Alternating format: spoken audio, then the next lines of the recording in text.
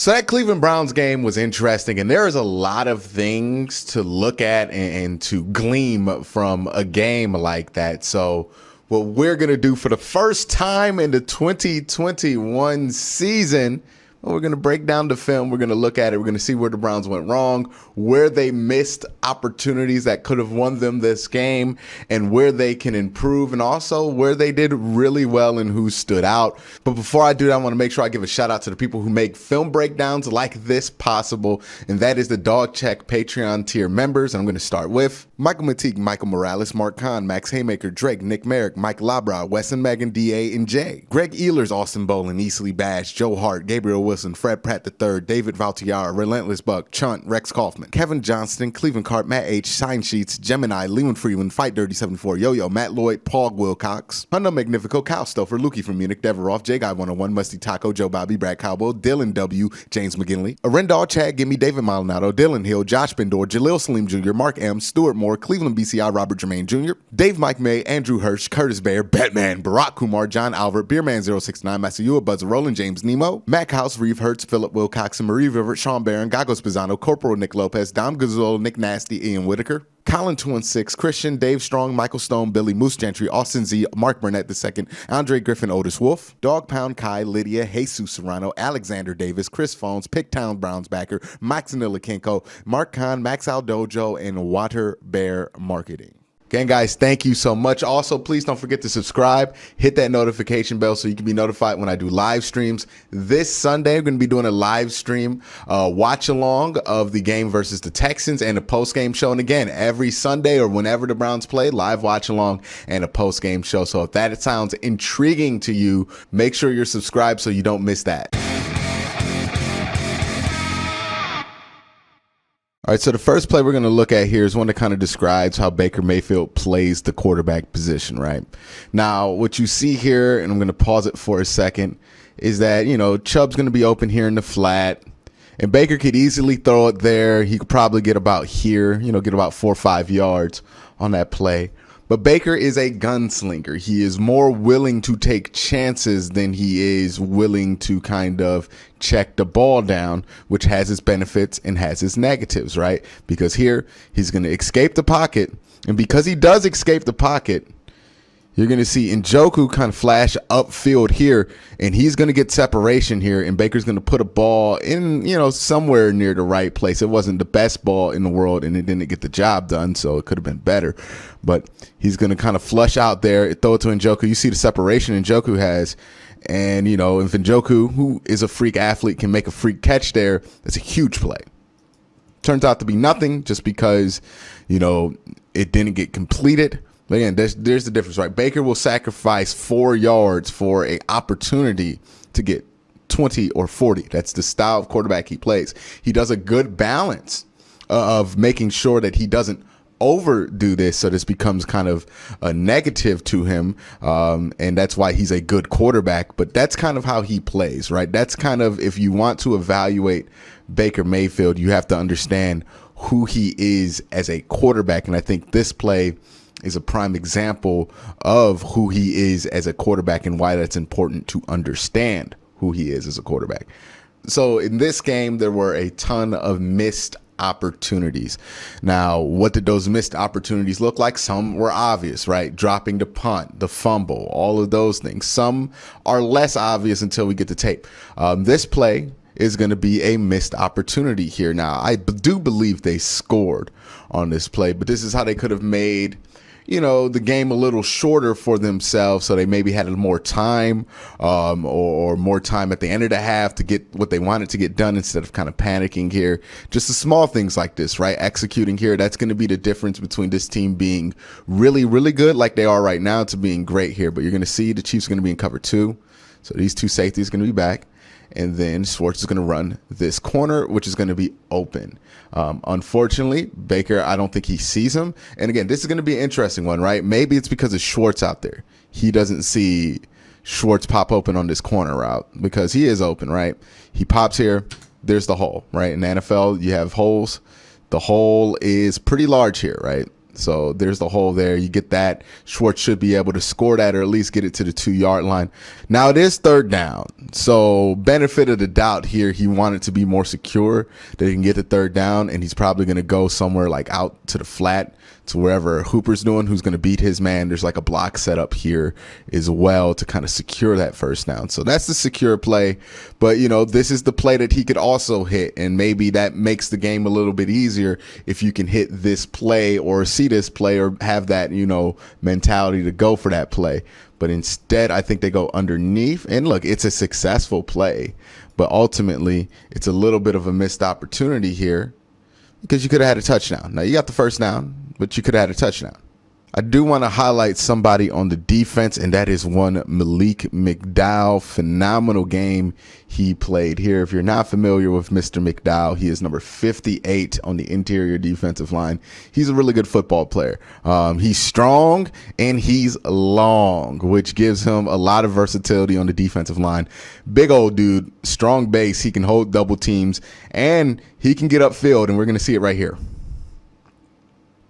Again, going against Joe Thuney, one of the better guards in football, and he just kind of gets out the way there, uses that length in the run game. We were talking about length all summer when it comes to the interior defensive tackles when they had Sheldon Richardson and Malik Jackson.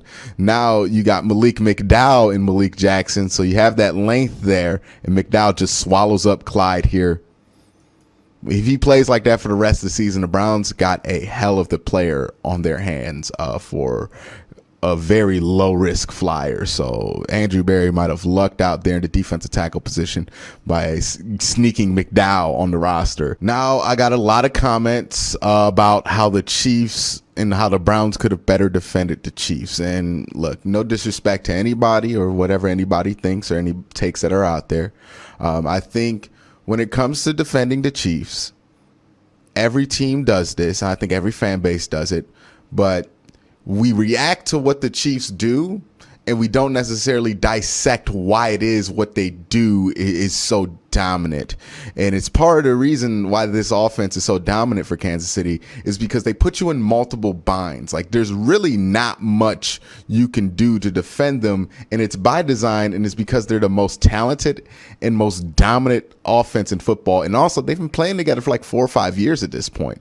This is a great example of this, right? It's a very simple play, but they put teams like this in a bind all the time here. You're going to watch. I want you to watch JOK, because it's going to look like JOK messed this play up. He really had no choice on this play. So right here, I'm going to snap the ball to empty. And right here, right, you see Travis Kelce go upfield this way. And you see JOK kind of just stay here and sit in this zone. Now, why does he do this? One, he's in zone, so he's supposed to, right? He's going to wait and hope that, I believe that is Anthony Walker picks him up when he goes across his zone. He's a little bit too far over, so there's going to be a big old window here for Patrick Mahomes to throw to, which he's going to successfully throw to here. Now, why doesn't JOK just say, hey, I'm going to follow Travis Kelce like this is man? The issue is if he does that, right? Let's say he follows Travis Kelce. Now, Travis Kelce is covered. He's going to take him upfield past this hash. Look at what we have here. Miles is on an in rush. This guy is lost in the sauce. This dude's double team, and this corner is going upfield with a very fast wide receiver, which means all Patrick Mahomes really would have to do to kill this coverage, even if it was covered perfectly, right? Even if he followed Travis Kelce and did the right thing and covered him, JOK did, this lane would be open. The only thing that would open this play up is if Anthony Walker was there. But if you do that, right, let's say you move Anthony Walker here and he's in this window. Now the underneath is wide open to what looks like Tyreek Hill, right? Either here or coming underneath here. There is no way to really defend this unless you sack Patrick Mahomes and grab him, because you're damned if you stop Travis Kelce. Okay, you just opened up about 15, 16 yards for you to get Chad Henne, but this time it's Patrick Mahomes, so it's going to be worse.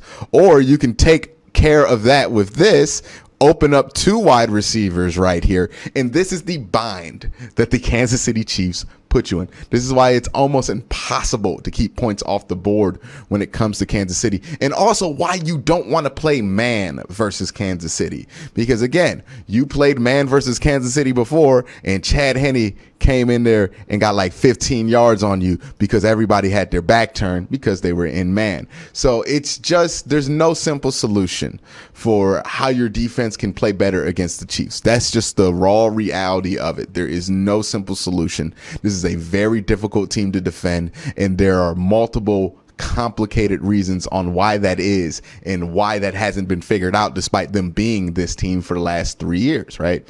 So whenever you hear somebody give a solution for the Kansas City Chiefs on the offensive side of the ball for your defense, if it sounds too simple to be true or too good to be true, the solution is probably too good to be true. Now we're talking about where the Kansas City Chiefs are in their development of their offense and the extra wrinkles they can add and why they put defenses in binds. Well, the Browns are getting close to that level, right? Like they're nowhere near it because the Chiefs 3-4 years together, Browns only 2. So they're well, not even 2. They're starting their second year. So there's a level of polish that isn't there, but you're starting to see like nice little wrinkles here. I want you to watch, even though he's not going to get the ball, Austin Hooper here. He is right there. I did a poor job of circling him, but he's there, I promise you. And he does a nice little wrinkle here that does give the Browns a couple of extra yards. Again, small things, right? You're going to see him on this play action play. He knows the ball isn't going to him. He's going to be running another corner here. And then underneath is going to be to Harrison Bryant, who's going to be on a pretty much an extended handoff kind of screen deal. But watch Austin Hooper kind of put in the extra steps there to hold this safety to his side of the field just for a couple of extra seconds, right? He goes out there, and then in order to stop Nick Sorensen from just crashing in on Harrison Bryant before the first down marker, he puts his hands up as if he's catching the ball. Look at that. It's a nice little small detail. Look, he tries to fake out the safety to slow him down just a little bit because he can't put hands on him. That would be pass interference. And he slows him down just enough to let him get past that marker and let him get untouched. So just small attention to detail. That stuff's starting to pay off, and that's the stuff you get when you stay in the offense for a while there with the same quarterback and everything. The tight end can get that timing down to where that fake catch is kind of believable. I'm starting to notice that this has started to turn into the Malik McDowell appreciation video, but watch him on this play. Long, strong, and smart. I like him. Hopefully they can lock that dude up if he plays like this for 16 more games, right? Because look at him. He's strong, long enough to push, and then smart enough to keep his eyes upfield, see 75, turn to catch this ball. He almost intercepts that.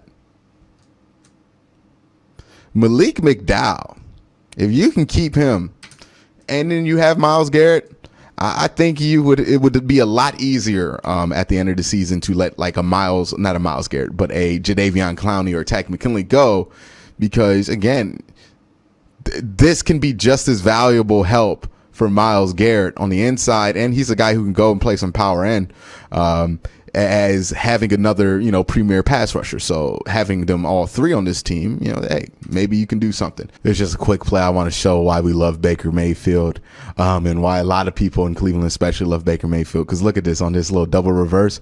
He goes out here and he actually lays down a pretty good block. And shout out to Baker. I just wanted to show everybody that one. This is a big one. And, we're talking about the punt game a little bit more than I wanted to, but it's because it's warranted. But there's something weird going on with the coaching on this punt team. Now, I don't know if it's specifically any instructions, but have we noticed that the weirdest things with this team so far, even including the preseason, has been with the punt team? You had AJ Green trying to catch his own punt for whatever reason. You had Jamie Gillian fumble a punt. Now, that's not on coaching. But then you have this weird situation with Donovan Peoples-Jones, where I just don't quite understand what it is he thought he was doing. Right? So he gets this. It's within the 10. Either you catch it or you let it drop at that point, right? That's pretty common knowledge there for punt returners. Either you're going to catch it and try to do something with it, or you're just going to catch it and try to down it there and just say, hey, I didn't think it would go to the end zone, or you let it bounce and take your chances it's going to go to the end zone.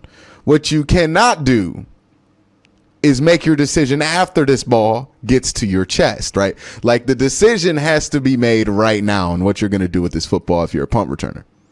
He lets the ball bounce. Cool. All right. Try to block somebody or screen somebody off from the ball. Doesn't do that. Sees that the ball did not get into the end zone. What you cannot do right now is try to pick that ball up under any circumstances. I don't care if you saw somebody touch it. I don't care what it is. I think most guys or most special teams units say Peter in a situation with like this, which means don't touch the ball. Peter means don't touch the ball. Don't touch the ball. You see nobody else in white is rushing to touch that ball because it's at the 1. You just got to accept what that result is. Because if you do touch that ball, odds are you're probably, because there's 3 Kansas City Chiefs there. The odds are, 4 Kansas City Chiefs there. The odds are that you're going to get tackled in the end zone and cost the team 2 points and the possession. Not good. Not good. Best case scenario is a safety, which is 2 points in the possession, or you give up a touchdown right here because you do some goofiness. You cannot touch this football. And this is why Donovan Peoples-Jones got taken off of punt return team duties after this play, because he touched the football. Luckily, that thing rolled off of somebody, so it didn't count. But I don't think he saw that. I think he just thought he was going to make a play. And he touched the football. Can't do it. Can't do it. Can't. I know that I have been probably the most loud on all the Donovan Peoples-Jones punt return escapades that we have been through in Cleveland. And I understand some people might think I'm hating on him. I'm not. I love Donovan Peoples-Jones. But when you make decisions like this, you can't be the punt returner. Like you just can't. And this is a history of him doing questionable things at punt returner that makes you think, just let him focus on being a wide receiver. I get it. He's explosive. When he does catch it, he can make some good returns, but it's not worth the bloopers like this, which could have been a huge blooper. Luckily, this thing went off of a Kansas City Chiefs. Barely. Went off his leg, barely. 45's leg. It went off 45's leg, barely. And luckily, this didn't hurt you. But my goodness, what were you thinking? Now, this is where I'm interested in seeing, will chemistry make a difference for this team, right? Will the chemistry that Odell and Baker hopefully have developed in Austin and in the offseason make a difference? Why do I say that? It's because of plays like these, right? So we're going to roll out here. It's a little bit of a scramble drill. Now, it's Anthony Schwartz out there, and Anthony Schwartz and Baker Mayfield, they didn't really take a ton of reps together, right? Normally that would have been Donovan Peoples-Jones in training camp. For whatever reason, it wasn't Schwartz. Schwartz played a lot more than he played in practice. So Schwartz is streaking down the field here. He sees Baker Mayfield and he decides to come back. And the thing that makes this difficult, and it's not going to sound like it makes it difficult, but the thing that makes it difficult is that Schwartz can easily be open here, and he could easily be open here, which makes the decision on where to go with the football if you're Baker and if you're Anthony Schwartz a lot more difficult, because Baker could think ball's going to go here. Schwartz could think I'm going to beat him over top, or vice versa, right? So that ball could go anywhere, which can cause the confusion. This is where chemistry comes in line, right? If this is somebody that he's used to knowing exactly what they're going to do. Like if this were Rashard Higgins, he knows for a fact Rashard Higgins is going to come back on that ball. He could put that ball there before Rashard Higgins even turns around. That's where chemistry makes a difference. So if that's Odell in there, I'm interested to see, have they worked out this chemistry enough to where they could make this play, where with Anthony Schwartz in there and not that much chemistry, you don't make this play, right? Because Baker just has no idea where he's going to be with the football, so he just throws it out of bounds. He does end up breaking open because he cuts it short, but Baker didn't know whether he was going to go long or short, couldn't trust it, and couldn't throw that ball to him. That's where chemistry makes a difference, and that's what I'm interested to see once Odell gets back in there eventually, because he's not going to play versus the Texans, it sounds like, where they're going to be at with that chemistry. So this is, I think, when you look at the film, one of the bigger missed opportunities of the entire ball game. Why? Because it's a triple missed opportunity. This is that drive right before the end of the half. The Browns could have got 3 points. On this play, they could have easily gotten 7, but they ended up with 0 points because they got a false start penalty and then they got sacked after that. So they got driven out of field goal range. So because of those procedural issues, you cost yourself what could have been 6, what could have been 7, which would have made, if you got the touchdown here, it might have made the difference in the ball game, right? Changes everything. But this is a missed opportunity. And this is on Baker Mayfield here. He has to be able to make this play, or at least see this play come out here. But we're going to watch it as it unfolded, and then I'm going to show you where I feel like the missed opportunity was on this play. Okay, so again, this is another chemistry thing with Schwartz, where Schwartz thought the route was going to be one thing, and Baker thought the route was probably going to be in that pylon at the end zone. And I see what Baker's thinking here. He does win that route, and by the time, look at the time that he releases this ball right here, Schwartz has a couple of steps on him. He's thinking, hey, I'm going to give him to the pylon. He's going to score this touchdown. Now, that's one way to go with it. But I want you guys to look at Donovan Peoples-Jones, who's going to break wide open here. And Baker, unfortunately, he decided pretty early in this play that he's going to throw it to Anthony Schwartz, and you kind of have to decide early where you're going to go with the ball in order to get it on time in this offense. So he steps, drops, gets to the top of his drop here.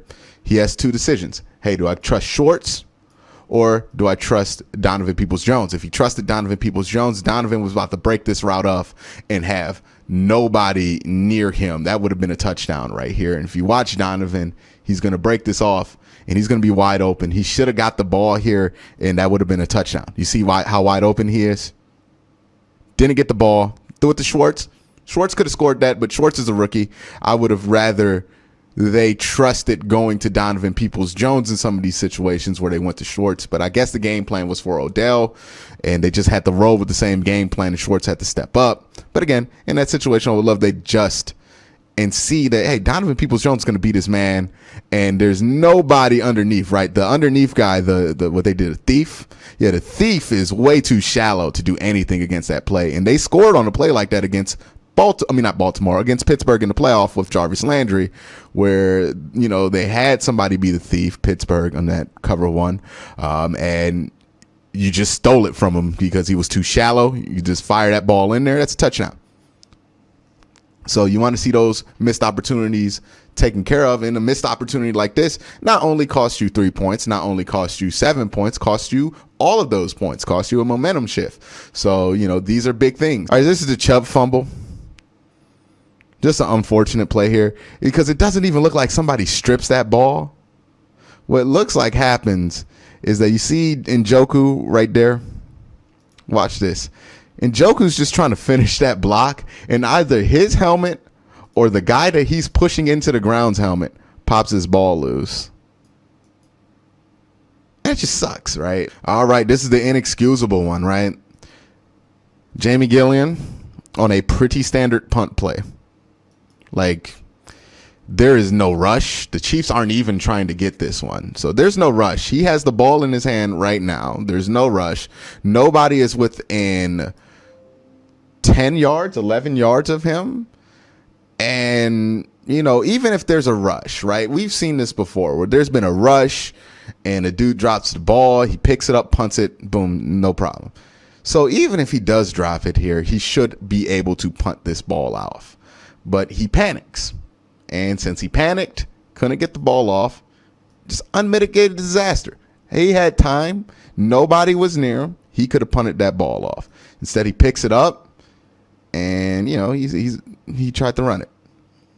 Just not great there. Again, we're going to see this from the end zone angle. It's real inexcusable, right? Drops the punt. It wasn't even a bad snap. I know people were speculating, was this a bad snap? And hey, look, it happens every once in a while, and it can happen once in a blue moon. It can never happen again, though. Now he used this one time. Drops it, panics, gets tackled.